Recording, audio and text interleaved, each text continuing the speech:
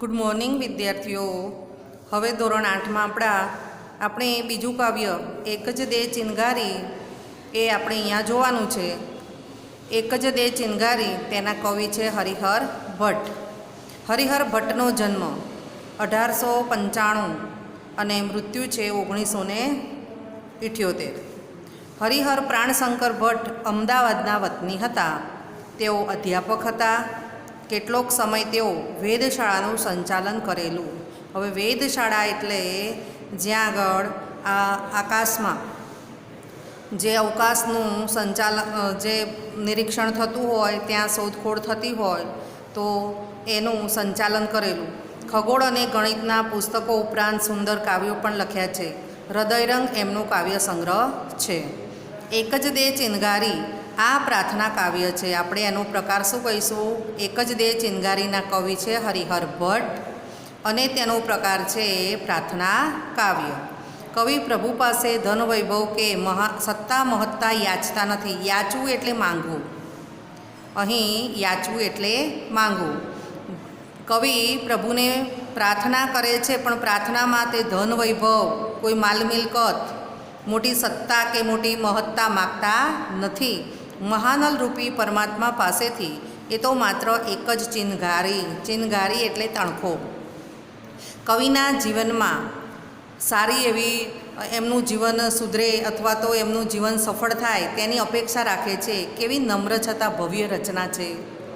એક જ દે ચિનગારી આ કાવ્ય સૌથી પહેલાં તો તમને એનું રાગ શીખવાડું અને તમે સાથે જ મારી સાથે જ ગાશો અને પછી ઘરે પ્રયત્ન કરજો. અહીં એક જ દે ચિનગારી દરેક વિદ્યાર્થી ચોપડી ખોલશે એટલે એમને સાથે સાથે એનો રાગ પણ આવડી જશે.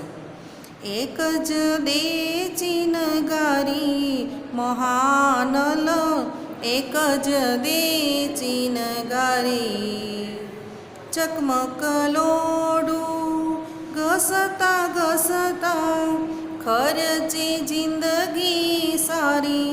મહાનલ એક જ દે ચિનગારી જામગરીમાં તણકો ન પડ્યો, ન ફળી મહેનત મારી. મહાનલ એક જ દે ચિનગારી. મહાનલ ચાંદો સળગ્યો, સૂરજ સળગ્યો, સળગી આભ અટારી. મહાનલ એક જ દે ચિનગારી. ના સળગી એક સગડી મારી, વાત વિપતની બારી. મહાનલ એક જ દે ચિનગારી. ઠંડીમાં મુજે કાયા થથરી, ખૂટી ધીરજ મારી. મહાનલ એક જ દે ચિનગારી. વિશ્વાનલ હું અધિક ન માંગુ એક ચિનગારી.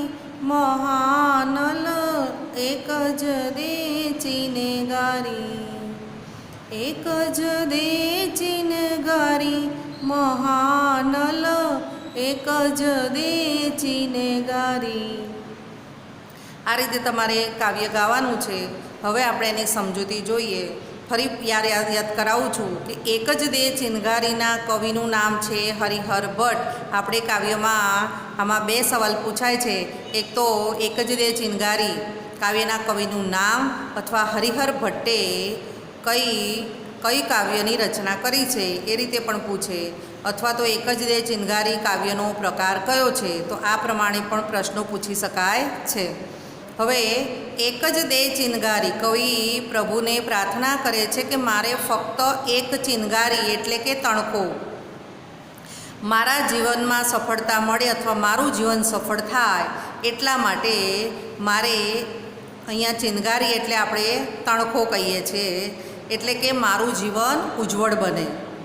મહાનલ, અહીંયા મહાનલ તો મહા વત્તા અનલ અહીંયા સંધિ છે તો મહા વત્તા અનલ એટલે કે મહાન અગ્નિરૂપી પ્રભુ, એક જ દે ચિનગારી, મને ફક્ત એક જ તણખો આપ, જેથી મારા જીવનમાં શું થાય? તણખો, હવે કોઈ ઘાસનો ઢગલો પડ્યો હોય અને એમાં જો એક તણખો પડી જાય તો એ બધો ઘાસનો ઢગલો આખો ધીમે ધીમે ધીમે સળગી જાય છે અને ત્યાંથી બધું નકામું ઘાસ નાશ પામે છે.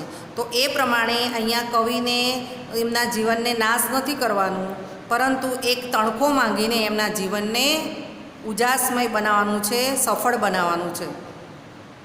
આ ધરતી ઉપર તેમણે જન્મ લીધો છે તો તેમનો જન્મ સફળ થાય એટલા માટે અહીંયા પ્રભુ પાસે પ્રભુને પ્રાર્થના કરે છે અને તે એક તણખો માગે છે.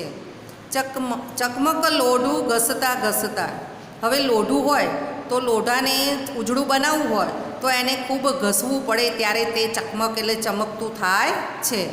ખર્ચી જિંદગી સારી, ખર્ચવી એટલે એમને આ પોતાની આખી જિંદગી કામો કરવામાં પૂરી કરી દેવી. જામગરીમાં તણખો ન પડ્યો, અહીંયા જામગરીનો અર્થ થાય છે કે તોપ આવે છે. હવે તોપ ક્યારે ફૂટે? જ્યારે એની પાછળ કાકડો સળગાવવામાં આવે અને એ કાકડો સળગાવવાથી એ અગ્નિ એના તોપની પાછળના છેડે સળગાવે અને તોપમાં ગરમી જાય અને તે બંદૂક ફૂટવા માંડે. અહીંયા તો જામગરીમાં તણખો ન પડ્યો, અહીંયા જામગરી કવિના અર્થમાં આપણે એ લેવાનું છે કે કવિના હૈયામાં, એમના હૃદયમાં એક નાનો અમથો તણખો પણ પડ્યો નથી.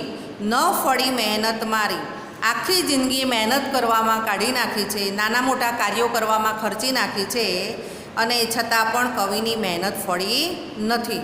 હવે અહીંયા મહેનત ન ફળવી એટલે તેમને સફળતા મળવી નહીં. મહાનલ મોટા અગ્નિરૂપી પ્રભુ, એક જ દે ચિનગારી, મને ફક્ત એક જ તણખો આપો. ચાંદો સળગ્યો, અહીં શું કહે છે? આકાશમાં ચાંદો પણ ચમકે છે, તમે તો ચાંદાને પણ ચમકાવ્યો છે. સૂરજ સળગ્યો, સૂરજને પણ ચમકાવ્યો છે.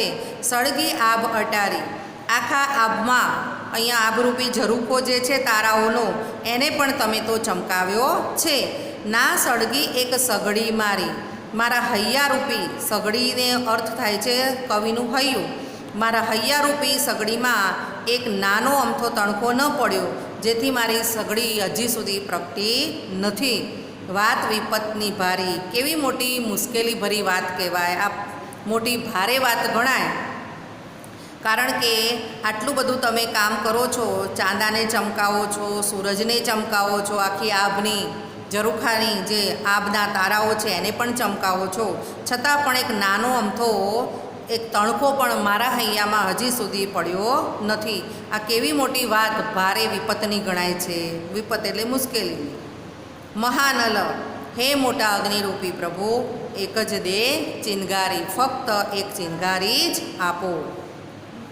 ઠંડીમાં મુજ કાયા થથરે, અહીંયા ઠંડી એટલે હવે કવિની ઉંમર થઈ ગઈ છે, ગળપણ આવી ગયું છે અને હજી પણ આખી જિંદગી ખર્ચી છે, છતાં પ્રભુ આ કવિના જીવનમાં સફળતા મળી નથી, તેમનું જીવન ધન્ય બન્યું નથી. એટલા માટે શું કહે છે? હવે તો ઠંડીમાં મુજ કાયા થથરે, કાયા એટલે શરીર. હવે ઠંડી હોય, ગરમી હોય કે ચોમાસું હોય, હવે મારું શરીર મને કામ આપતું નથી. ખૂટી ધીરજ મારી, હવે તો મારી ધીરજ પણ ખૂટી ગઈ છે કે હવે પ્રભુ ક્યારે મારા જીવનમાં સફળતા લાવશે, મારી જિંદગી ક્યારે સફળ બનશે. વિશ્વાનલ, અહીંયા ભગવાનને પ્રભુને બે બિરુદ આપવામાં આવ્યા છે, એક તો મહાનલ અને બીજું છે વિશ્વાનલ. વિશ્વાનલ એટલે વિશ્વના અગ્નિરૂપી પ્રભુ, પેલું છે મોટા અગ્નિરૂપી પ્રભુ છે, આ વિશ્વના અગ્નિરૂપી પ્રભુ. હું અધિક ન માંગુ, અધિક એટલે વધારે, હું કશું જ વધારે માગતો નથી. માંગું એક ચિનગારે, ફક્ત હું એક જ તણખો માંગુ છું, જેનાથી મારા હૈયામાં પ્રકાશ ફેલાય અને મારું જીવન સફળ થાય. હે મહાનલ, એક જ દે ચિનગારી, હે મોટા અગ્નિરૂપી પ્રભુ, મને એક જ તણખો આપો કે જેથી મારું જીવન સફળ થાય. આ ધરતી ઉપર જન્મ લીધો છે તો એ જન્મ મારો સફળ થઈ જાય, વિફળ થાય નહીં. એટલા માટે કવિ પ્રભુને પ્રાર્થના કરે છે અને એ પણ પ્રાર્થના કેવી?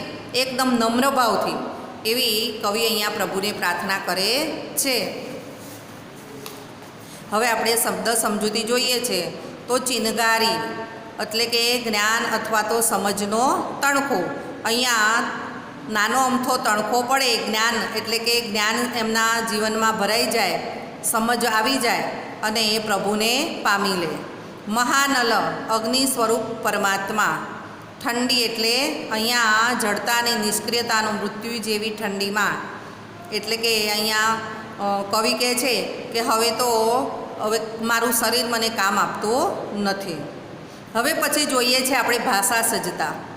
ભાષા સજ્જતા એટલે કે આપણી ગુજરાતી ભાષાનો જે પાયો છે ને એ આ ભાષા સજ્જતામાં અહીંથી શરૂ થાય છે. સૌથી પહેલાં તો આપણે ગુજરાતી ભાષાને ઓળખવા માટે સૌથી પહેલાં સ્વર અને વ્યંજનોને ઓળખવા પડે. ભાષાનો નાનામાં નાનો ઘટક એટલે કે એકમ તે ધ્વનિ છે. ભાષાના આવા ધ્વનિઓને આપણે પરંપરાથી સ્વર અને વ્યંજન તરીકે ઓળખીએ છીએ. સ્વર એકલો ન ચાલે, એકલો વ્યંજન પણ ન ચાલે. જ્યારે પણ કોઈ ઘટકમાં કે ધ્વનિમાં જ્યારે સ્વર ભળે છે ત્યારે જ વ્યંજન થાય છે. હવે આપણે અહીંયા ફેફસામાંથી જે નીકળતી હવા છે, શ્વાસ નળી દ્વારા આવે ત્યારે સ્વર પેટી અથવા તો નાદ તંત્રીઓમાં આવે છે અને ત્યારે તે અવરોધાય છે અને પછી મુખપથ કે નાસિકાપથ અથવા તો મોઢામાંથી કે નાકમાંથી દ્વારા બહારની આવે છે ત્યારે ધ્વનિ રૂપે સંભળાય છે. તો હવે આપણે જોઈએ કે સ્વર એટલે શું. તો મોં કે નાકમાંથી ધ્વનિ રૂપે સંભળાતું એ વાયુ મોજું, એટલે કે ફેફસામાંથી જે હવા બહાર આવે છે એ મોં કે નાક વાટે જે અવાજ બહાર આવે છે એ અવાજ કોઈ પણ અવરોધ વિના જ્યારે બહાર આવે ને ત્યારે જુદા જુદા પોલાણમાંથી આંદોલિત થઈને, એટલે કે અંદર કેટલાય બધા પોલાણો છે એમાં ફરીને ગોળ ગોળ ફરતો જ્યારે બહાર આવે ત્યારે તેને સ્વર સંભળાય છે, તેને સ્વર કહેવાય. અને એ સ્વરો 13 છે જે આપણે અ, આ, નાની ઈ, મોટી ઈ, નાનો ઉ, મોટો ઉ, રૂ, એ, ઐ, ઓ, ઔ અને અમ એમ 13 સ્વરો છે. હવે જોઈએ છે વ્યંજન. મોં કે નાકમાંથી ધ્વનુ રૂપે સંભળાતું મોજું. સ્વરમાં શું થશે? અવરોધ વિના આવશે. કોઈ પણ અવરોધ વિના જ્યારે બહાર આવે છે ત્યારે તે સ્વર થાય છે. અને જ્યારે અવરોધ આવીને આંશિક રીતે અવરોધ આવીને જ્યારે બહાર આવે છે ત્યારે તેને વ્યંજન કહેવાય છે. વ્યંજન એટલે વી વત્તા અંજન, એટલે કે આંજવું, મેળવણી કરવી. વ્યંજનમાં જ્યારે સ્વર ભળે છે ત્યારે તે પૂરેપૂરો એ અક્ષર તરીકે ઓળખાય છે. હવે વ્યંજનના 2 પ્રકાર છે. ધ્વનિ વ્યંજન એટલે ધ્વનિ, અઘોષ ધ્વનિ અથવા અઘોષ વ્યંજન અને ઘોષ વ્યંજન. નાદતંત્રી જે આપણી અવાજની જે નળી છે તે મહદ અંશે અલ્પ માત્રામાં એટલે થોડી જ કંપે ને જે ધ્વનિ થાય તેને અઘોષ ધ્વનિ કહેવાય. એટલે કે આપણો જે અવાજ બહાર આવે છે એ અવાજ થોડો જ કંપે એટલે કે ધ્રુજે અને જે અવાજ થાય તેને અઘોષ ધ્વનિ કહીએ છીએ. દાખલા તરીકે ક, ખ, ચ, છ. હવે આ વ્યંજનો છે એમાં એક વ્યંજન અઘોષ આવશે અને બીજો ઘોષ આવશે. બસ આમાં આટલો જ ફેર છે.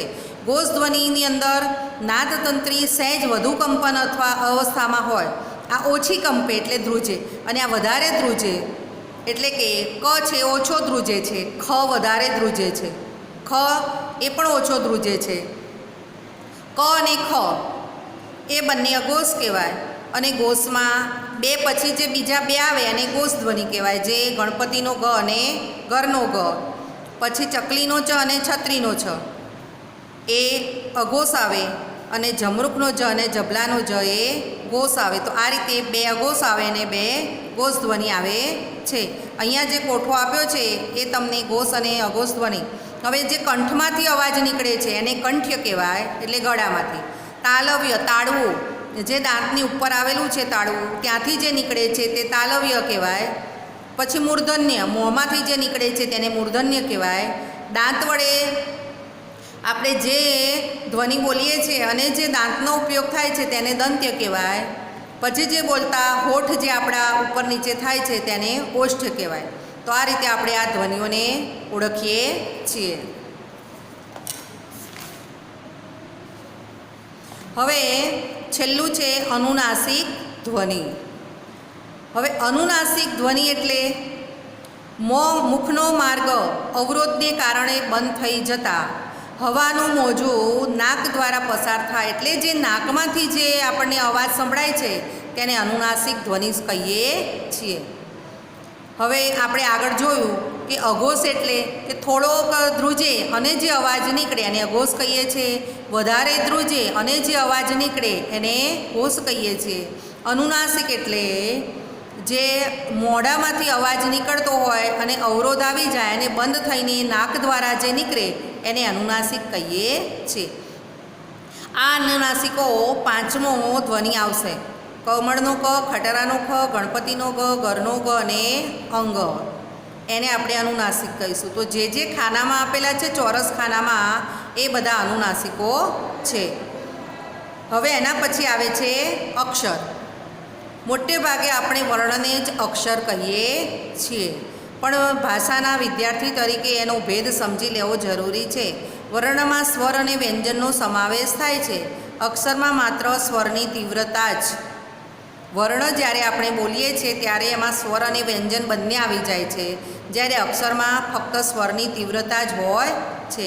અહીંયા આપણે એક શબ્દ સમજીએ, પ્રાંત શબ્દ જુઓ તો પ્ર, પ, ર, આ, પ્રા. રામાં શું આવેલું છે? આ. તો પ પણ ખોડો કહેવાય, ર પણ ખોડો કહેવાય અને આ છે તે સ્વર છે. અને ન, ત, તો ન અડધો છે, ઉપર મીંડું છે એને ન બોલાય. ન અડધો છે માટે ખોડો, એની પાછળ સ્વર આવે નહીં. જે અડધો શબ્દ હોય, જે ધ્વનિ અડધો હોય તો એની પાછળ કોઈ સ્વર આવશે નહીં. અને છેલ્લો ત પૂરેપૂરો છે પણ ખોડો છે, જ્યારે સ્વર ભળે ત્યારે તે પૂરેપૂરો વ્યંજન બને છે. તો એમાં પણ આપણે સ્વર ભેળવીશું. આપણે આગળ 7મા ધોરણની અંદર ધ્વનિઓ છૂટા પાડો અને ધ્વનિને જોડો એ આપણે પ્રશ્નો કરતા હતા. એ અહીંયા તમને 2 સવાલો આપ્યા છે, તો આ તમારે અહીંયા લખવાનું છે. હવે અહીંયા જે અભ્યાસ આપ્યો છે તો એ તમારે લેસનમાં અભ્યાસ, ખાલી ફક્ત અભ્યાસ લખવાનો છે. પછી આગળ હું ફરીવારે સ્વાધ્યાય હું મારી જાતે તમને બોર્ડ પર લખાવીશ. અત્યારે ફક્ત તમારે એક અભ્યાસ, 2 વિકલ્પો છે અને 2 સવાલો છે, એ પણ એક વાક્યના છે. આ જ તમારી જાતે અત્યારે તમારે લખવાનું છે નોટમાં.